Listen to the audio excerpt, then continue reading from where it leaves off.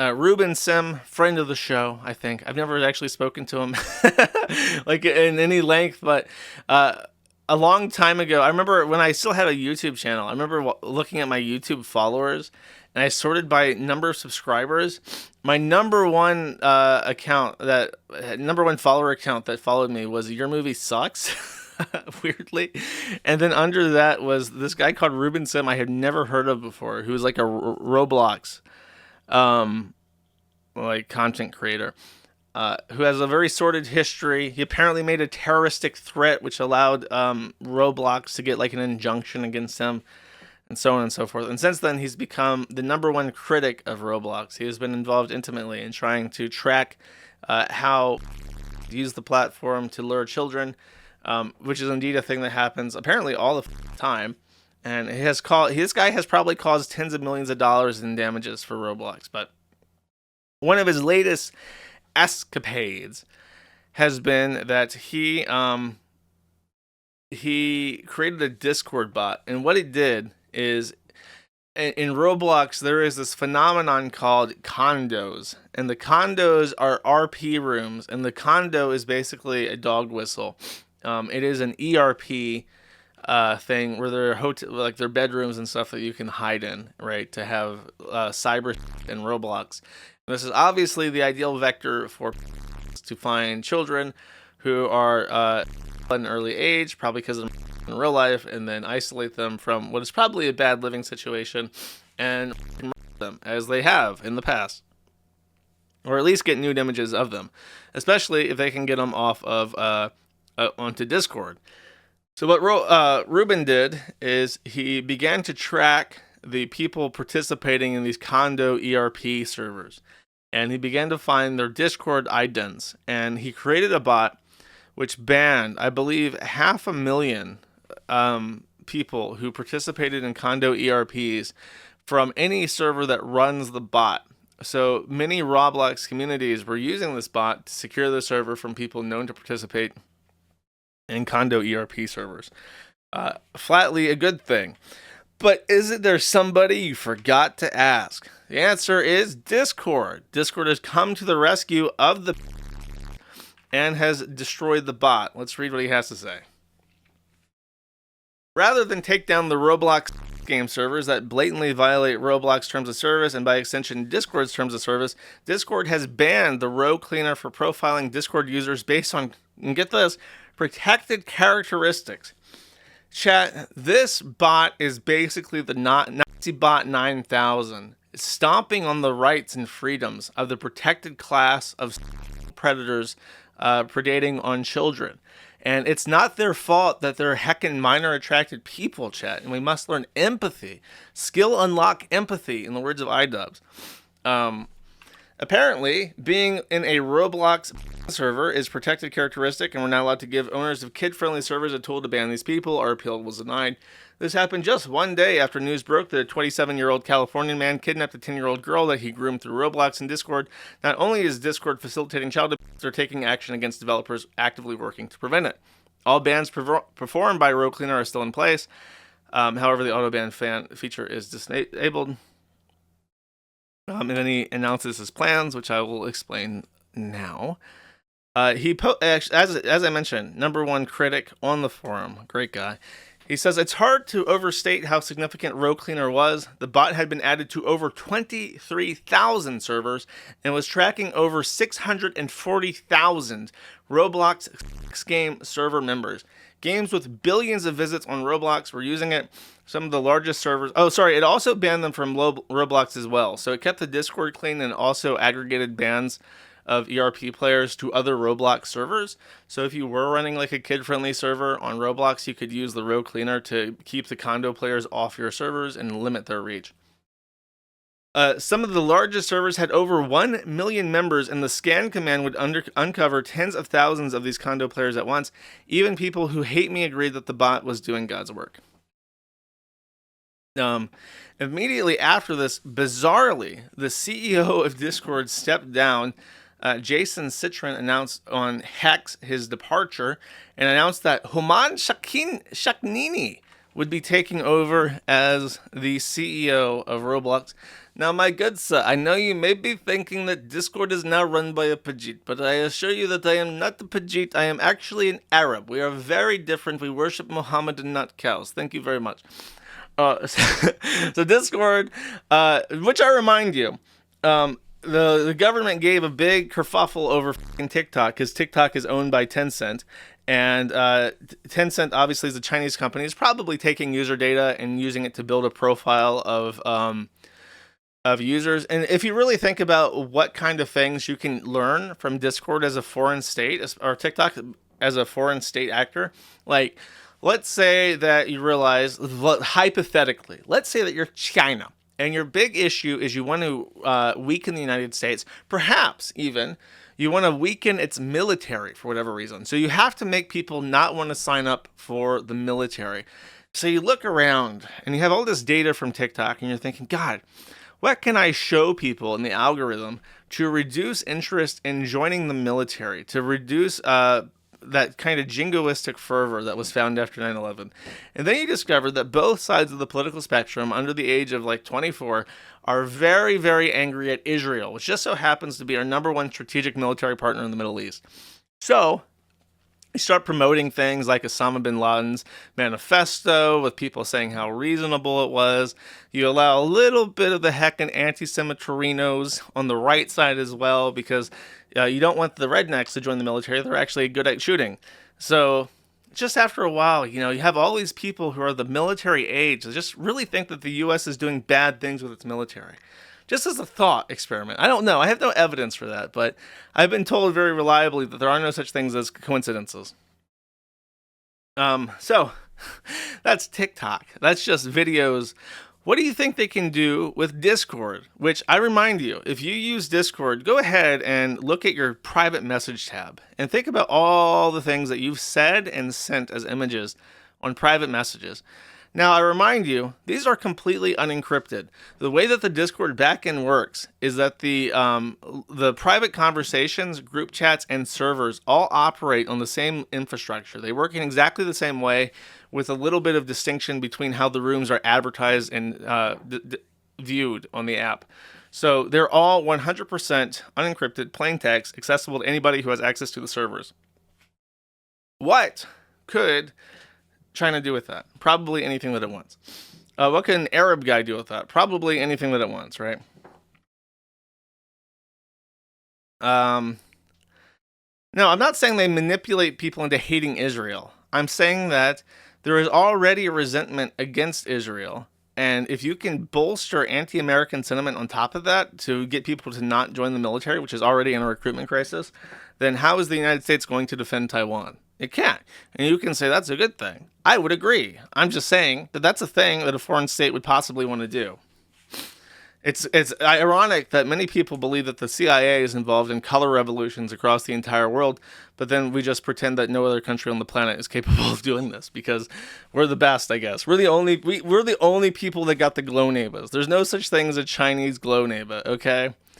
And in China, they keep that shit squeaky clean. They're not, those bugmen, they can't do that shit. Are you kidding me? Cheeky people doing psyops? Only Americans are smart enough to do that. Anyways, so in regards to that, Human Shaknihi, Nanini sounds like a racist word. Like G. Oh my god, check out that Nini over there. He was the former vice chairman of Activision Blizzard, which is just like the most dreadful thing you could imagine. Getting somebody from ActiBliz to run your Discord company is just like a nightmare. Like he says, it's like Bobby Kotick running TikTok. It's like, I could not imagine a worse pick for this company. Ruben also posted, the programmer for Row Cleaner just finished a new moderation bot that doesn't use any database. Instead, it lets you import your own database from a GitHub URL. This way, it's impossible for Discord to accuse us of profiling anyone improperly handling user data. Server owners can create their own ban lists and share them with each other to sync bans across communities. We're calling it the Pro Cleaner.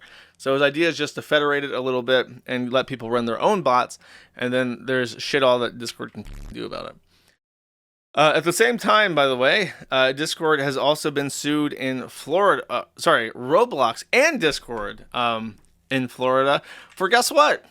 Oh, the same exact shit. So imagine what kind of high level 10,000 IQ Nini you need to have a problem that is resulting in you being sued in different state courts for facilitating child exploitation. And then a guy comes along and for free, literally for free, he sets up a bot that automatically handles something on your behalf that you never even have to think about. And your immediate response is to ban them. It just goes to show you that Discord is not only like super aware that it's like facilitating child in the United States, they are like actively working to ensure that Discord is as wide open for to find children as possible. It's like this is all happening on Discord, and it's hard to say because there's not too much that really there's not a lot that a platform like that can do about it, but they can, for instance, not take active steps to undo other people's work to moderate themselves, as a bare minimum, chat, as a bare minimum. Oblivion. Todd Howard randomly dropped a gift to gamers everywhere. Oblivion has been remastered and dropped in the Steam store. Now, this is just pure goodwill, common sense to the community. No hype, no bluster, no price hike. It's $60, but everything's going to be $60 these days. It just dropped it in the Steam store one day and said, go get them, kids. It's that game from 19 years ago, but high def. What could possibly go wrong with that? How could they possibly f that up? Step one.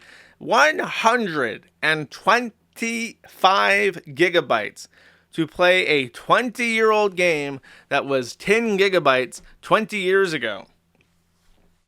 Literally 10 gigabytes, maybe like seven gigabytes per year added.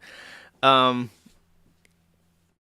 what I've been told, I don't even know if this is true, but I've been told that it's on the Unreal Engine. Which is shocking to me. I've always thought that Bethesda had its own game engine, and they built it themselves, and they had their own like Eden or the Gek, like their own creation tool inside their engine. So I guess now they just gave up on the Bethesda engine and have switched over to Unreal Engine 5 now. Graphics are done in the real game itself is still their engine. Unreal Engine 5 is a graphics designing tool now too. Why don't they? It's unreal to me because it's like that Alien Isolation game I played on stream. I want to say that game was like 2 gigabytes. It was like really small and it was one of the best looking games I've ever played. And every game since then has been like 1,000 times its size and it looks like shit anyways. It is very unreal. That's true. Sorry, I didn't. That's no pun intended, chat. So that's the first misstep. The second misstep: astute gamers, particularly those old enough to remember Oblivion, opened up their character creator thinking, "Okay, I'm going to edit my race," because as you know, Tamriel has many different races, like the Nord and the Argonian and the Imperial and the Elf and the other Elf and then the Furry. So you had all these choices, and they're obviously different races because the Argonian's not it's not like black people; it's a fish monster. But then you open it, and it says "edit identity." So now instead of edit race, which is what it was before, because they were different races of Tamriel, because an elf is not a human being. Now it's your identity. So now you get to choose your identity. You can identify as an Argonian as opposed to being an Argonian. How else could they f it up? Body type 1 and 2. So body type 1, male. Body type 2, female. Any questions? No. Great. Can you go topless since they're genderless? No, obviously not, because body type 2 is a female. So they just changed the label for no reason. Literally no reason. I have no idea why companies are still doing this. And then a diligent person decided to publish body type 1 or 2. What the does that mean? If I say body type 56, does anything come to mind? If I say male or female, does that render like an understanding in your head? Yes, it does. So someone decides to fix this because it's a mistake. And isn't there somebody you forgot to ask? Nexus official mod man. So this is like, I think like a fake, like an account that any user, any moderator can post as in order to avoid being doxxed. But let's see what they have to say. To everyone saying that this doesn't cause harm, remember the Fallout 4 mod that removed all the black people from the game? Yeah, this is the equivalent of that. It does cause harm because people believe it doesn't, and it neglects that under 1% of the population aren't also people. Sure, you don't need to download that mod or this mod, but the fact that it exists and people download it harms. I myself am trans, and I don't really care as long as I can play the gender I want to play as. But yeah, body type 1 and 2 doesn't really do a good job at helping either side. If it was a slider from mass to femme, it'd be significantly better. Oh wait, is this just like a random guy that's like a... It says official modman though. I assume that this was a moderator because it said official in it, and they just let this guy post. People saying it preserves the original, it literally makes no impact on your experience beyond 2 lines of text. You choose to then move on. It's literally the star-filled pronoun debate with the man-child cries that his pronouns exist, but others do too. So this got banned, and not only did the mod get banned, the guy that made it got banned, people re-uploaded it, they got banned, and their mods got banned.